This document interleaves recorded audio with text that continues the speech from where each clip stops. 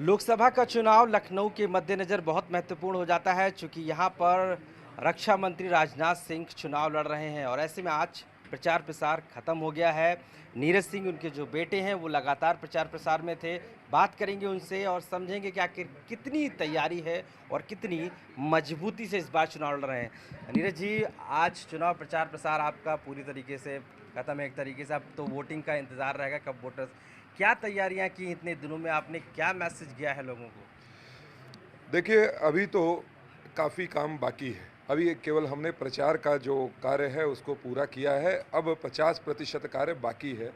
हर एक व्यक्ति निकले, लोकतांत्रिक व्यवस्था में अपनी भागीदारी सुनिश्चित करे, हर एक वोट पड़े। इसकी पूरी रूपरेखा हम लोग तैयार कर रहे हैं। सारे पोलिंग स्टेशंस पे बस्तों को पहुंचाना, वहां के लोगों को प्रेरित करना, एक-एक पर्चियों को घर तक पहुंचाना और अन्य अन्य साधनों के माध्यम से उन सबको पोलिंग स्टेशन तक लाकर वोट को गिरवा देना, तब जाकर हम लोग कहीं चैन की सांस लेंगे। और जहाँ तक अभी तक का अनुभव रहा है, लोगों से बहुत स्नेह और प्यार मिला है और इसीलिए सब लोगों ने अब यह संकल्प लिया है कि अब की बार 400 पार, फिर से मोदी सरकार, और लखनऊ बोले 5 लाख पार। नीरज जी, इस बार आपके सामने इंडिया अलायंस है। क्या आपको लगता है कोई चुनौती है? क्योंकि समाजवादी पार्टी और कांग्रेस एक साथ आपके खड़े हुए हैं लखनऊ में। आपको लगता है कोई चैलेंज? नहीं, इंडिया अलायंस लोग हर कोई जानता है कि उनको केवल अपना स्वार्थ साधने के औचित्य से इस गठबंधन को बनाया गया है। पहले भी ये आए थे, फिर ये अलग हो गए। जब ये असफल होते हैं तब फिर ये अलग अलग रास्तों पर चले जाते हैं और पुनः इनकी जोड़ी असफलता ही प्राप्त करेगी, क्योंकि देश की एम्बिशंस और एस्पिरेशंस को कोई अगर उड़ान दे रहा है, पूरे विश्व के अंदर भारत का नाम स्थापित कर रहा है और विश्व पर ही नहीं, अब तो चंद्रमा पर भी शिव शक्ति के रूप में विद्यमान है, तो वो केवल माननीय नरेंद्र मोदी जी के नेतृत्व में ही ये संभव है। और इसलिए मैं मानता हूँ कि यह गठबंधन पुनः सफलता ही प्राप्त करेगा। लखनऊ की सीट बहुत महत्वपूर्ण है। इसके आसपास की सीटें, चाहे वो बाराबंकी हो, मोहनलालगंज हो, कहीं न कहीं वो भी प्रभावित रहती हैं यहाँ की जीत से। आपको लगता है कि इस यहाँ पर कितनी बड़ी जीत होगी जिससे कि जो आसपास की सीटें हैं, उसका प्रभाव बीजेपी मजबूत कर सके? देखिए, हम आस-पास की ही बात नहीं है। हम लोग तो वो कार्यकर्ता हैं। इस लखनऊ का चुनाव अगर ख़त्म होगा तो फिर इसके बाद हम यहाँ से आगे निकलेंगे और अब पूर्वांचल की तरफ वोटिंग होनी है, हम उधर जाके प्रचार कार्य करेंगे। पश्चिम के लोगों का चुनाव ख़त्म हुआ, वो लखनऊ में चुनाव प्रचार करने के लिए बड़ी संख्या में आए हुए हैं। तो हमारा हर एक कार्यकर्ता, जब तक चुनाव नहीं खत्म हो जाता, एक एक वोट नहीं डल जाता, तब तक हम संचालित रहेंगे। और आसपास की नहीं, हम तो 80 की 80 सीटें माननीय नरेंद्र मोदी जी के झोली में देना चाहते हैं उस उत्तर प्रदेश से। और मैं मानता हूं कि जब 80 यहाँ से कमल जाएंगे तो सबसे चमकता दमकता कमल हमारे लखनऊ का होगा, इसका मुझे पूरा भरोसा है। अब पुराने लखनऊ से राजनाथ जी का भी नाता रहा है, चाहे वो पसमानदा समाज हो, शिया कम्युनिटी हो। आपको लगता है इस बार बीएसपी ने अपना कैंडिडेट मुस्लिम उतारा है, तो कहीं न कहीं पुराने लखनऊ से लेकर जो मुस्लिम कम्युनिटी से थोड़ा चैलेंजिंग रहेगा?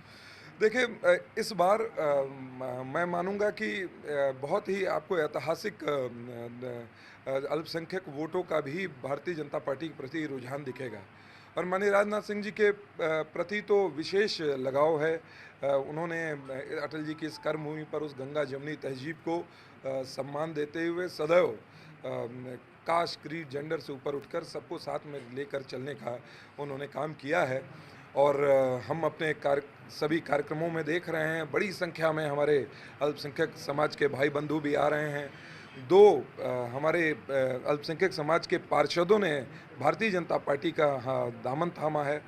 और भी वरिष्ठ नेता जो है दूसरी पार्टियों के, आज जब भारतीय जनता पार्टी की विचार संस्कार में स्वयं को जोड़ रहे हैं, तो मुझे लगता है कि अल्पसंख्यक समाज भी ऐतिहासिक रूप से इस बार भारतीय जनता पार्टी के लिए देश में और लखनऊ में माननीय राजनाथ सिंह जी के लिए ज़रूर वोट करेंगे। लेकिन वोट बैंक पर दावा तो समाजवादी पार्टी करती है, चाहे वो विधानसभा हो और लोकसभा हो, तो ऐसे में लगता है कि बीजेपी की तरफ रुझान होगा। देखिए, उन्होंने हमेशा उनको बरगला कर आज भी कहीं न कहीं विकास के अगर पैमाने पर देखें तो अल्पसंख्यक समाज पिछड़ा हुआ दिखाई देता था।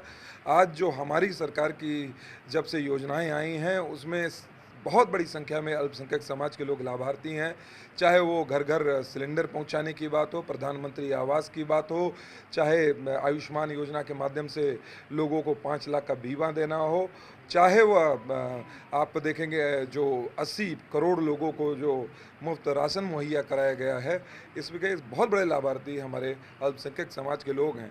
आज सबसे बड़ी संख्या में 51 ब्यूरोक्रेट जो है अल्पसंख्यक समाज से अगर चयनित होकर आ रहे हैं, तो ये बदले हुए परिवेश में वह भी अपने भाग्य विधाता स्वयं बन सकें, ये माननीय नरेंद्र मोदी जी के शासनकाल में ही संभव हो पाया। आपको लगता है मुद्दे थोड़े से भटक गए हैं इस बार, चूंकि पाकिस्तान की बात हो रही है, आतंकवाद की बात हो रही है, सरिया की बात हो रही है या औरंगजेब की बात हो रही है, लग रहा है कुछ ऐसा है? क्योंकि चाहे इंडिया अलायंस हो वो भी बात कर रहा है लगातार बयानबाजी। देखिए, पाकिस्तान के कुचक्रों से कौन वाकिफ़ नहीं है।